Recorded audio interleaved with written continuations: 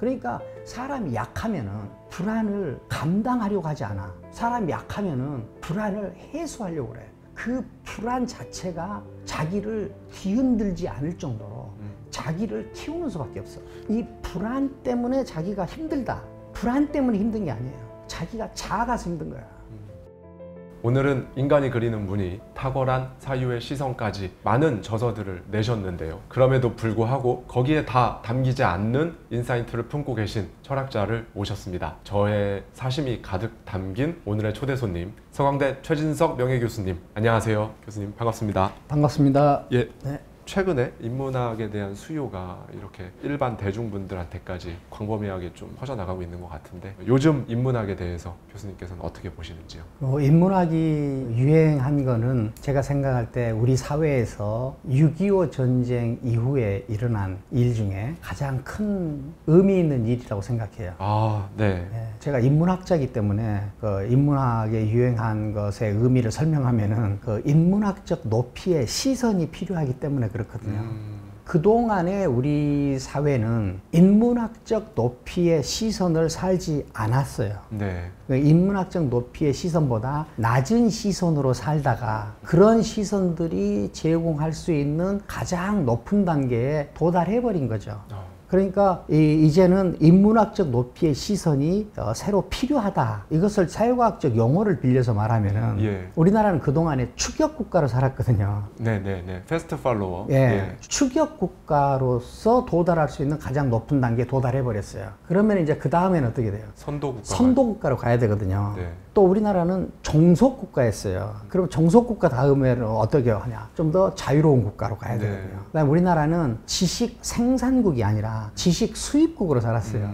그러니까 지식 수입국으로 도달할 수 있는 가장 높은 단계에 도달해버린 거예요. 그러니까 이제는 지식 생산국으로 넘어가는 도약을 해야만 한다. 우리나라 그동안에 다른 문명권에서 한 생각의 결과들을 가지고 살았어요. 이 말은 무슨 말이냐면은 이런 컵이랄지 뭐 지하철이랄지 우리 문명은 전부 인간의 생각의 결과거든요. 그런데 우리가 먼저 만든 것이 매우 희귀해요. 우리가 먼저 만든 물건이 없다. 먼저 만든 제도가 없다. 이 말은 먼저 생각한 적이 없다는 뜻이고, 다른 나라에서 먼저 만들었다. 그러니까 우리나라는 그동안에 생각의 결과를 수용해서 살았지 우리가 생각을 하면서 그렇게 살지를 않았단 말입니다. 이런 생각의 결과를 받아서 사는 단계를 우리가 전술국가라고 그래요. 생각을 하면서, 즉 판을 짜면서 사는 나라를 전략국가라고 그래요. 그러니까 우리가 전술국가로 살았죠. 지식 수입국으로 살았죠. 생각의 결과를 수용하는 삶을 살았죠. 종속적 삶을 살았죠. 그 다음 뭐예요? 추격국가로 살았죠. 그런데 이런 방식으로 도달할 수 있는 가장 높은 단계에 이미 도달해버렸다. 이제는 이 단계를 넘어서서 전략국가로 가느냐 가지 못하느냐, 지식 생산국이 되느냐 되지 못하느냐, 선도국가 되느냐 되지 못하느냐, 생각을 스스로 하는 나라가 되느냐 되지 못하느냐, 이것이 우리 운명을 결정하게 됐어요. 그런데 이 한계를 가장 먼저 느낀 그룹이 어디냐면은 기업인들이에요. 우리나라 인문학 유행, 인문학자들이 시킨 거 아니에요. 인문학 유행은 기업인들이 시켰어요. 아, 그렇군요. 왜? 기업인들이 감각이 제일 살아있으니까. 기업인들이 삶에 가장 철저하니까. 그래서 기업인들이 한계를 느끼고 이 한계를 넘어서야 되겠다. 근데 그 넘어서는 그 높이는 어떤 시선이 있느냐? 거기에는 인문학적 시선이 있어요. 그러니까 인문학적 시선이라면은 자연과학 분야에서는 수학이나 물리학 이런 학문이 이런 문과 계열의 인문학에 해당돼요. 물리, 화학 뭐 이런 것들. 그렇죠. 문과 계열의 인문학이 자연과학의 수학이나 과학에 해당되죠. 여기서는 이제 원리나 방향을 제시한단 말입니다. 그러니까 여기서 뭐가 나오냐면은 상상력이랄지 창의성이랄지 이런 것들이 이제 논의가 되는 거죠. 필요한 것이고. 그러니까 이 단계로 넘어가느냐 넘어가지 못하느냐 하는 것이 우리 대한민국의 운명을 결정할 거예요. 대한민국의 운명을 결정한 거는 첫 번째 사건은 뭐냐면은 건국이에요. 대한민국 운명을 결정한 두 번째 사건은 6.25 전쟁이에요. 그 다음에 대한민국의 운명을 결정하는 세 번째 사건은 뭐냐? 시선의 높이를 수학이나 물리학이나 인문학이나 이 높이로 올리느냐 올리지 못하느냐. 네. 이것이 이제 우리 운명을 결정하는 단계가 됐다. 그래서 지금 그 인문학이 유행이 네. 철학이나 이런 분야의 책들이 읽히는데 어떤 시선의 높이를 높이는 좀 더 도전적이고 이론적이고 지적인 네. 이런 방향으로의 이동이 아니라 어떤 철학책을 통해서 어떤 위로를 구한달지 어떤 힐링을 한달지 네네. 내가 잘 살고 있구나 하는 느낌을 갖게 한달지 하는 것들로 요즘은 좀 받아들여지고 있는 것 같아요. 어떤 철학책도 누구를 위로하기 위해서 나온 철학책은 하나도 없어요. 어떤 철학자가 누구를 힐링시키기 위해서 그 철학책을 쓴 사람은 하나도 없어요. 그런데 그것을 읽는 사람들은 거기서 위로를 구하고 힐링을 구하고 싶다 하는 것은 그 철학 독자들의 감성적이고 감각적인 부분을 채워주기를 원하는 그런 흐름 때문에 생긴 것 같아요. 모든 철학은 그 시대에 해결해야 될 가장 근본적이고 가장 높고 가장 치명적인 그 문제를 해결하지 않으면 그 공동체가 존속하기 어려운 그런 문제와의 투쟁으로 나온 것이 철학이거든요.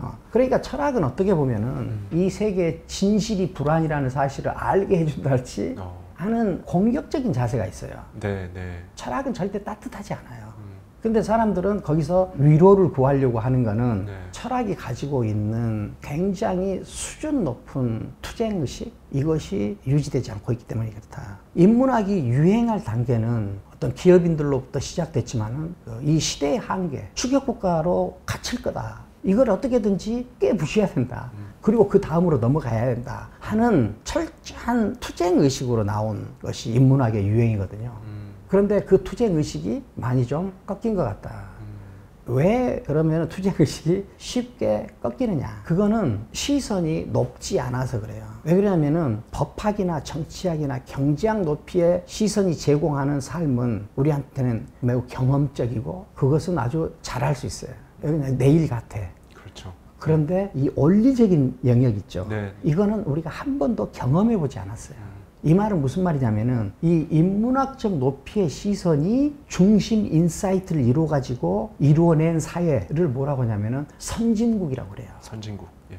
그런데 우리는 선진국을 경험해 본 적이 없어.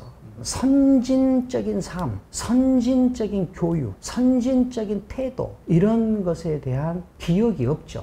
우리한테 있는 가장 큰 한계는 뭐냐면 지금 선진적인 그 높이의 삶을 경험해보지 못한 것. 네, 안 해본 걸 지금 해야 되는 상황이죠. 그렇죠. 안 해본 걸 해야 돼요. 네. 안 해본 걸 하려면은 도전을 해야 되거든요. 그렇죠. 모험을 해야 돼요. 네. 도전을 하고 모험을 하려면은 해보지는 않았지만 그것을 내 현실로 받아들이거나 내 현실로 느끼는 그런 능력이 있어야 돼요. 네. 그런데 그 현실로 받아들이는 능력이 우리한테는 아직 없다.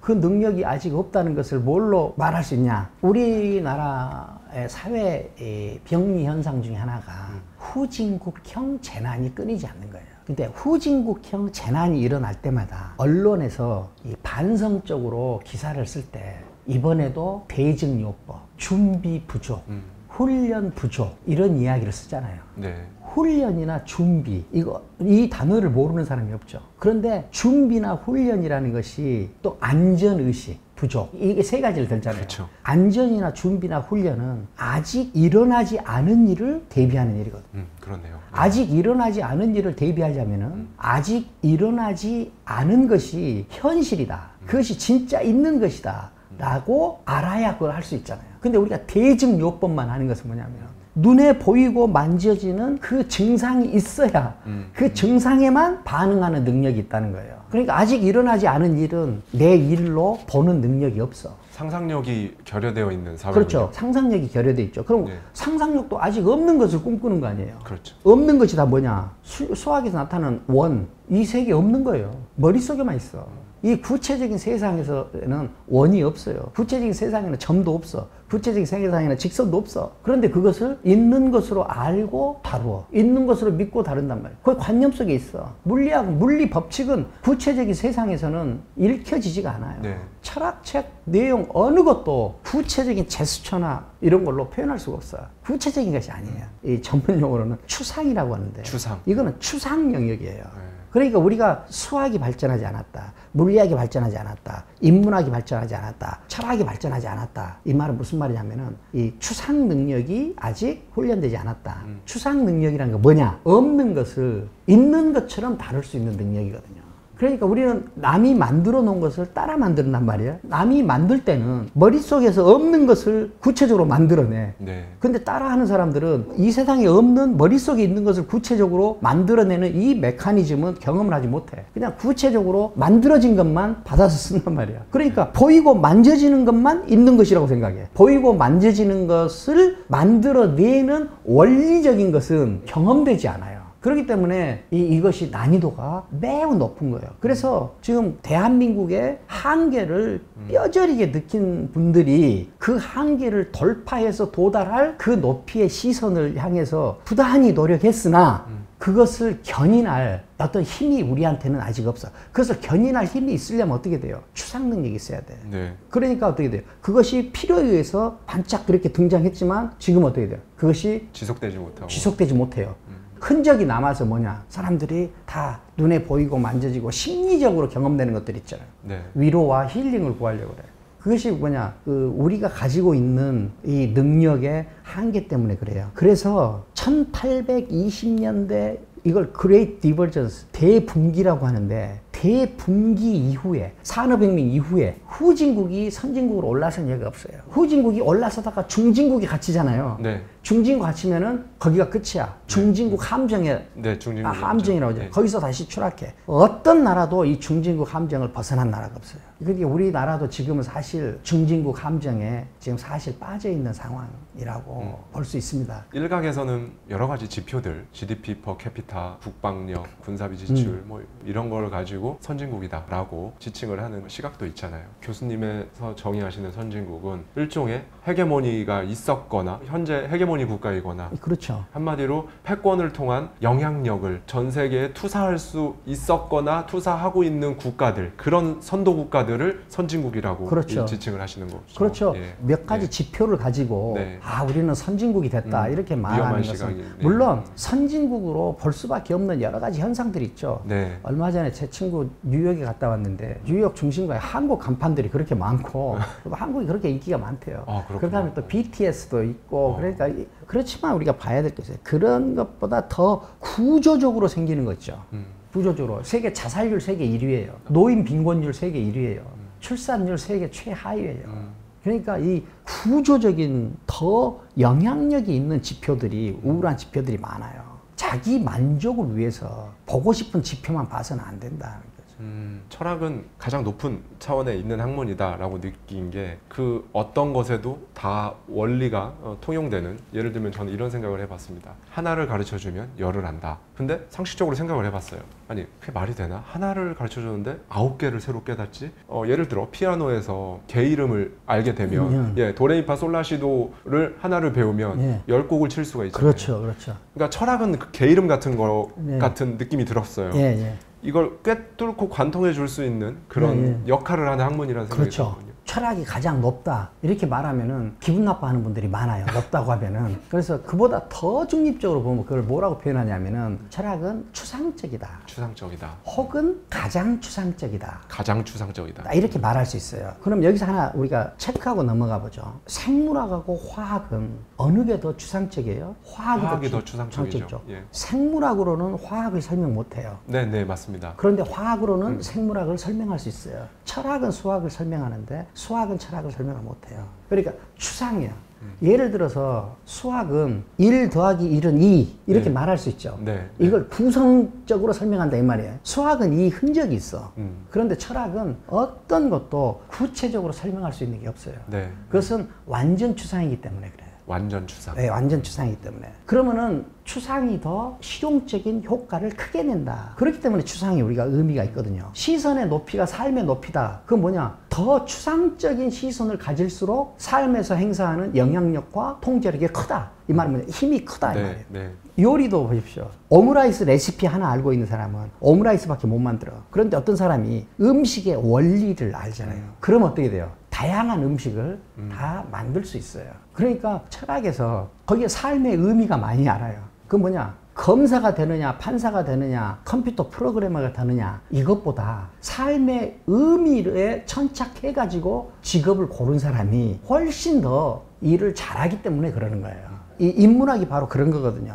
철학이 매우 추상적이고, 그러니까 흔히들 철학은 실용적이질 않다. 그런데 의미와 가치가 있기 때문에 철학을 한다. 이거는 철학으로 위로를 구하려고 하는 것만큼이나 생뚱맞은 일이에요. 이 세계의 모든 학문은 다 실용학문이에요. 그 실용성이 어느 높이에서 나오느냐에 따라서 학문이 달라진다. 가장 고도화된 국가의 체계에서 인문학이 자리 잡는다라는 말씀을 해주셨는데, 그러니까 인문학이 중요시 되기도 하고, 인문학적 삶을 사람이 살죠.